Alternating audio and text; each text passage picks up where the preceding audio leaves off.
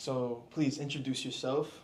Well, Jalen, you know me as your drama teacher, Miss Yes, Para, Amy Para. exactly, Yes. exactly that. So, Miss Para, I want to ask you about some commitment questions. I'm doing a segment with this whole mental health thing, and I Mhm. really think that it's important to talk about commitment, especially for people my age, Yeah. because I have female friends and guy friends who all struggle with commitment in different aspects of their life, but in more particular, relationships. So, what I'm doing is making these scripts and all these different things about, okay, well, where could they be getting this issues from, as far as commitment goes? And I realized that media and entertainment actually influences people's commitment issues and expectations on what relationships are supposed to be. As far as Mhm. romantic movies, you see a movie, Mhm. you want that type of life for yourself. Mhm. And then even parents. And Mhm. so I really want to dive deeper into parents and how that's influenced people throughout their lives. Mhm. So can you tell me how, in your perspective, what is commitment in terms of relationships? Well, I'm going to have to get all Jesus up on you No, please, because I'm yes. telling you, the only way that I felt ready to commit to anything is when I first had a relationship with Jesus. Yeah. So, my relationship with God is what gives me a stable foundation. And then He also is the author and finisher of my faith. So, if He is the author, then I just need to commit to Him and His perfect will for my life and Yeah. His plan for my life.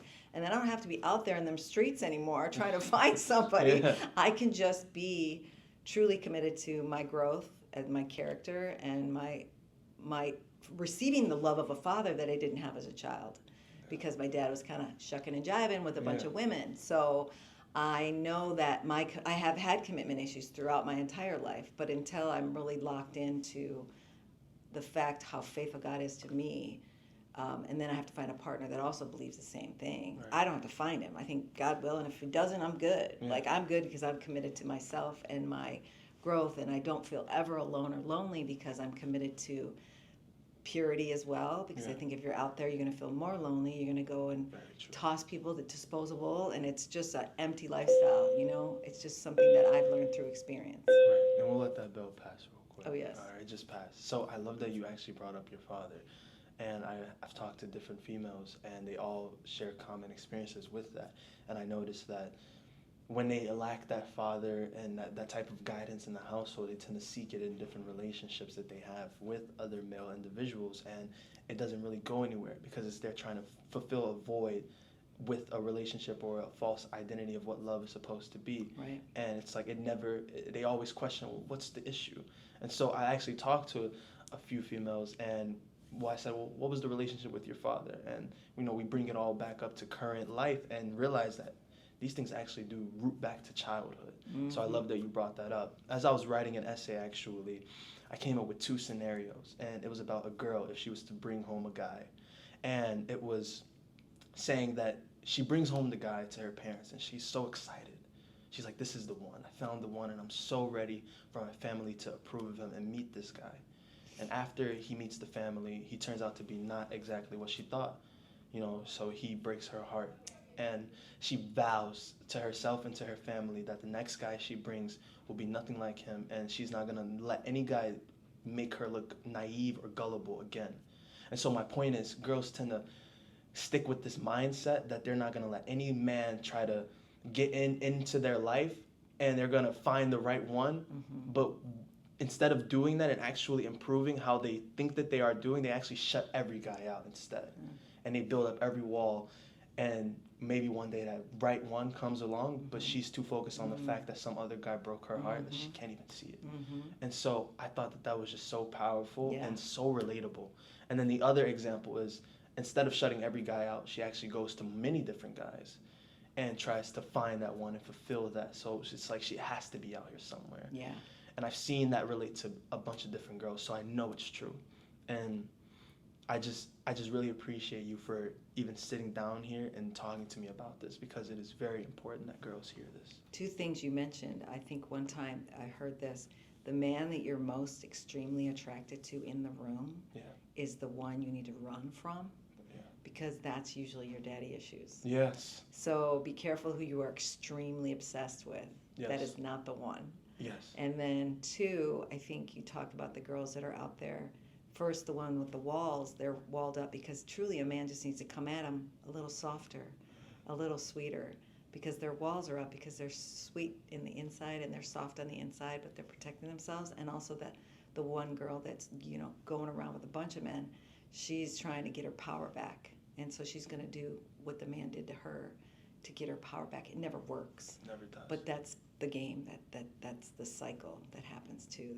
What you were talking about. Yes. I thought about. And I've even heard a girl say, you know what, I'm going to leave him alone and I'm going to improve myself and I'm going to show him that I'm better and he's going to come running back. And I say, that's not the right idea. Like, don't do it for that because reason. you're still doing it for them, so you're still Exactly. allowing control Exactly.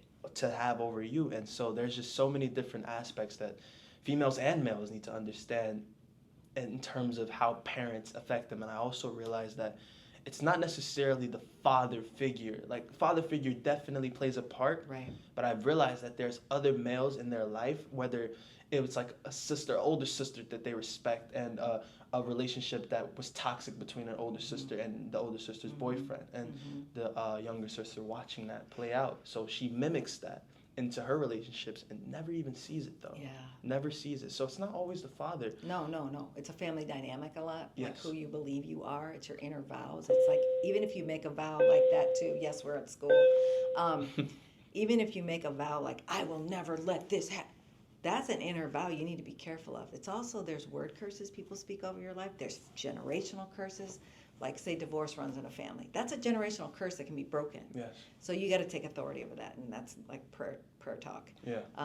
But yeah, it's very interesting how I don't think you can ever truly be in a relationship unless you truly know and love yourself, which I think is a borderline selfishness, because I catch myself. I'm alone, right? And I'm very content with that. Yeah. So if anyone comes into my life and shakes things up, I'm like, are you worth it? Because they say that the thing that a man thinks they're competing against other men. Yes. But really what they're competing against is the peace a woman feels when they are alone. Mm. If you disrupt my peace, I'm not about that life. Okay. Yeah, Wow, that's powerful. I'm gonna use that. Yeah. I'll definitely use that again. So I want to say this. And you mentioned family dynamic. And so I was actually speaking to one of my closest female friends, and we were having this type of conversation with her and her relationship and the things that she's dealing with. And so I just find it interesting that it's like every time she tries to do better, she always goes back. Mm-hmm. And it's like, why? Mm-hmm. And so we broke down the whole childhood thing. And I say, well, take this. You were always used to a certain type of guy, which is some type of toxic guy that's controlling or distant, push and pull.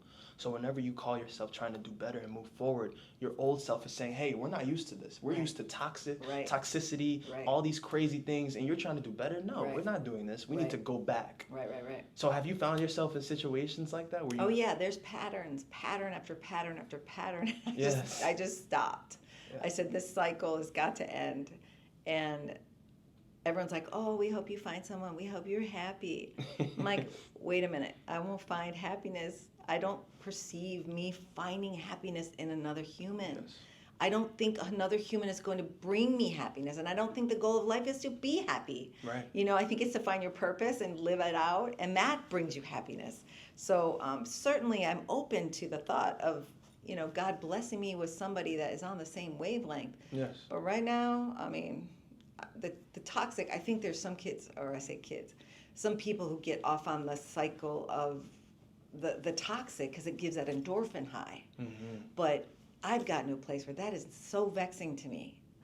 And I think that we need to be delivered from some of those attractions that we've been in this cycle with. People know they're in the toxic, but they that's what it is, and that's what I know, so it feeds my soul because that's what it fed me as a child. But I don't think it needs to be like that. Not at all. And it's just so sad that people feel that they are best in that relationship because there's nothing there in their mind. There's no way out, and so and they'll scream, "I need to let go." Yeah. And that's another thing, letting go. People think that they need to let go of something. And I was telling her, my friend, because she said the same thing. I said, I've been doing this whole spirituality journey, and I realized that energy is very real. And so I said, maybe you should stop saying you need to let go because you say it so much that it's like you get so used to saying it. Yep. you never actually let go because you want to keep saying, I need to let go of something. So you can have an excuse to still hold on. Like, I need to let go. I You're need too to hold. obsessed. You're putting too much energy into trying to let go that you do the complete opposite of what you want to accomplish. And it's so weird. It's kind of like a mind screw up. Yes, yes. And all of this is so much deeper than this conversation and everything. Like, we could talk about this for hours, but I know we got to wrap this up. I want to thank you again for allowing me to come in here and ask you these questions and have this conversation. It means a lot. So, thanks for thinking of me, Jalen. of course, I knew that this is the best conversation. I knew that this was so perfect. I was like, I need to talk to Miss Paris. Thank you. Of course. So Ain't gonna be no stupid podcast is coming. You should be a guest. I would love to be a guest. Yeah, after you graduate. Yeah, of We'll course. do that. I just fired it up again this week, so we're good. Okay, perfect. Awesome. I'm down. Okay. All right. So, yes, this is Miss Paris, and we just did our thing, talked about commitment. I know my cameraman's arm is hurting right now, probably. So, let's wrap it up here. Thank you. One community, one world. Be peaceful.